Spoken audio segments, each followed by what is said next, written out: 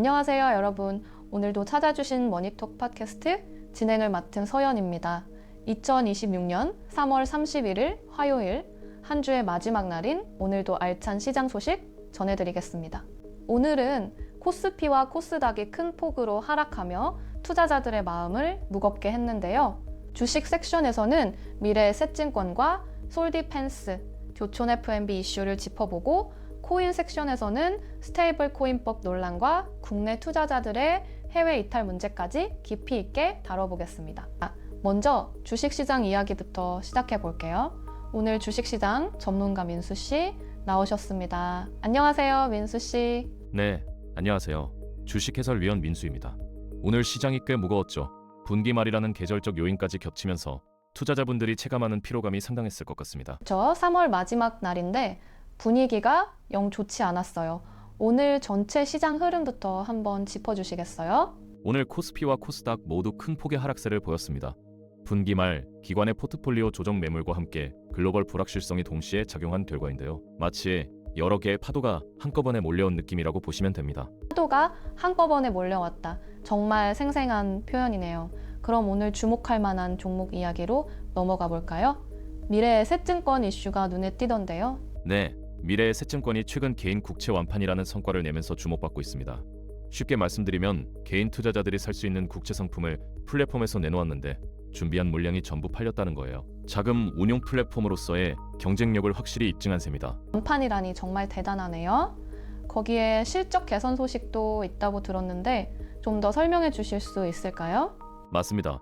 미래에셋증권은 실적 개선 흐름이 가시화되고 있는 데다 자기 주식 소각 계획까지 발표했어요. 자기 주식 소각은 쉽게 말해 회사가 자기 주식을 사서 없애버리는 건데 남은 주주들의 주식 가치가 올라가는 효과가 있습니다. 주주 친화 정책으로 시장에서 긍정적인 신호로 해석되고 있습니다. 주주 입장에서는 반가운 소식이겠네요. 그럼 이번엔 방산 관련 소식으로 넘어가 볼게요.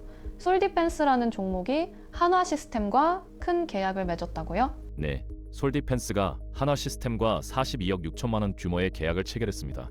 규모 자체가 크진 않지만 한화시스템이라는 국내 방산 대표 기업과의 협력이라는 점에서 상징적 의미가 있어요. 방산 산업 내 밸류체인에 편입됐다는 신뢰도 확보 측면에서 주목할 만합니다. 밸류체인 편입이라는 표현이 인상적이에요.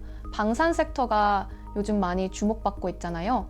이 계약이 실적에도 영향을 줄 수 있을까요? 42억 원이 단기 실적에 큰 변화를 주기는 어렵지만 이런 계약들이 쌓이면 수주 잔고가 두터워지고 향후 실적 가시성이 높아지는 효과가 있습니다. 마치 작은 벽돌 하나하나가 쌓여 튼튼한 성벽을 이루는 것처럼요. 벽돌 하나하나. 정말 이해하기 쉬운 비유네요. 마지막으로 교촌 FMB 소식도 있었는데 대표 연임이 결정됐다고요? 네, 교촌 FMB가 주주총회에서 송종화 대표의 연임을 확정했습니다. 연임이 확정됐다는 건 그동안의 경영 방향성에 대해 주주들이 지지를 보냈다는 뜻이기도 해요. 실적 개선 흐름이 지속되고 있는 상황에서 중장기 전략의 연속성이 유지된다는 점이 긍정적입니다. 치킨 대표 뻘랜드 교촌이 실적도 좋아지고 있고 리더십도 안정됐군요. 민수 씨, 오늘 주식시장 전반적으로 어렵긴 했지만 개별 종목들에서는 의미 있는 소식들이 많았네요. 맞습니다. 시장 전체가 하락할 때 오히려 기업별 펀더멘털을 차분히 들여다볼 수 있는 기회가 되기도 합니다. 숲이 어두울 때 오히려 튼튼한 나무가 눈에 띄는 법이니까요. 오늘도 그런 시각으로 시장을 바라보셨으면 합니다. 정말 좋은 말씀이에요. 민수 씨, 잠시 후 마무리 코멘트도 기대하겠습니다. 자, 이어서 코인 시장 전문가 준혁 씨 나오셨습니다. 안녕하세요, 준혁 씨. 네, 안녕하세요. 코인 해설위원 준혁입니다. 오늘 코인 시장도 주식 못지않게 꽤 거칠었어요. 투자자분들 많이 놀라셨을 것 같아서 제가 차분히 설명드려 볼게요. 저도 뉴스 보면서 좀 놀랐어요. 준혁 씨, 오늘 코인 시장 전체 분위기부터 한번 설명해 주시겠어요? 오늘 비트코인과 이더리움을 포함한 주요 알트코인들이 일제히 급락하면서 시장 전체가 혼돈 상태에 빠졌습니다. 단순히 한두 개 코인이 빠진 게 아니라 시장 전체가 같이 흔들린 거라 투자자분들 체감 충격이 더 크셨을 거예요. 일제히 급락이라니 어떤 요인들이 복합적으로 작용한 건가요? 크게 두 가지예요. 외부적으로는 글로벌 매크로 불확실성이 여전히 해소되지 않고 있고요. 내부적으로는 국내 규제 환경과 입법 문제들이 투자 심리를 계속 억누르고 있습니다. 두 가지 악재가 동시에 눌러주니까 시장이 버티기 어려운 구조인 거죠. 규제 이야기가 나왔는데 마침 스테이블 코인법 관련 뉴스도 있었잖아요. 이 부분이 시장에 어떤 영향을 주고 있는 건가요? 금융위 차원에서 스테이블 코인법을 올해 안에 결론 내리자는 목소리가 여야 모두에서 나오고 있어요. 스테이블 코인은 달러처럼 가격이 안정된 코인인데 이게 제도권으로 들어오려면 거래 규율 방안이 먼저 마련돼야 한다는 겁니다. 방향은 맞는데 문제는 언제 결론이 나느냐예요. 국내 결론이라고 하면 올해 안에는 뭔가 가닥이 잡힐 수도 있겠네요. 투자자 입장에서는 어떻게 해석하면 좋을까요? 제도가 만들어진다는 건 장기적으로는 시장의 신뢰도와 투명성이 높아진다는 의미예요. 당장은 규제가 부담스러울 수 있지만 제도 밖에서 불안하게 거래하는 것보다 제도 안에서 안전하게 거래할 수 있는 환경이 만들어지는 거니까요. 다만 입법 과정이 얼마나 빠르고 합리적으로 진행되느냐가 관건입니다. 맞아요. 제도화가 오히려 시장 건강성을 높일 수 있다는 말씀이시죠? 그런데 한편으로는 국내 투자자들이 해외로 많이 이탈하고 있다는 소식도 있던데요. 이게 사실 굉장히 심각한 문제예요. 국내에 비트코인 현물 ETF 같은 상품이 없다 보니 투자자들이 해외 거래소나 해외 ETF로 눈을 돌리는 거예요. 투자자들이 해외로 나가면 국내 거래소 거래량이 줄고 세수도 빠져나가고 결국 국내 시장 생태계 전체가 약해지는 악순환이 생깁니다. 악순환이라는 표현이 딱 맞는 것 같아요.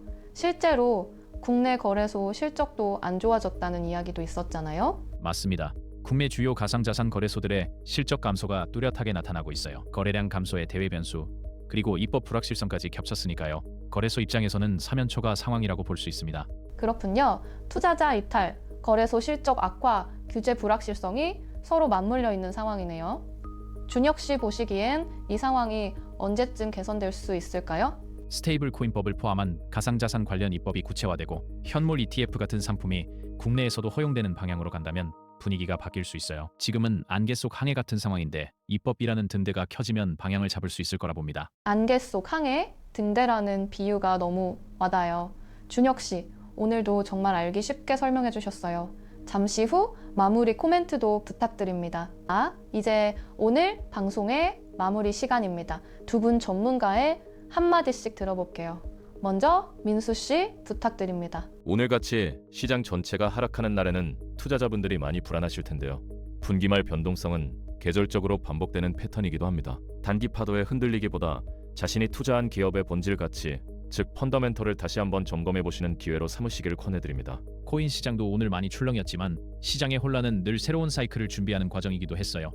입법과 제도화가 진행되는 방향을 잘 지켜보시면서 큰 흐름을 놓치지 마시길 바랍니다. 단기 공포에 휩쓸리지 않는 게 중요합니다. 두 분 정말 감사합니다. 오늘 2026년 3월 31일 분기 마지막 날 시장은 주식과 코인 모두 어려운 하루였지만 그 안에서도 미래에셋증권의 플랫폼 경쟁력, 솔디펜스의 방산 계약, 교촌 F&B의 리더십 안정 등 의미 있는 소식들이 있었습니다. 코인 시장에서는 스테이블 코인법, 입법 논의와 투자자 해외 이탈 문제가 중요한 화두로 떠올랐는데요. 제도화의 방향이 잡혀가고 있다는 점에서 장기적으로는 지켜볼 만한 시점입니다. 머니톡과 함께 해주신 여러분, 오늘도 감사드립니다.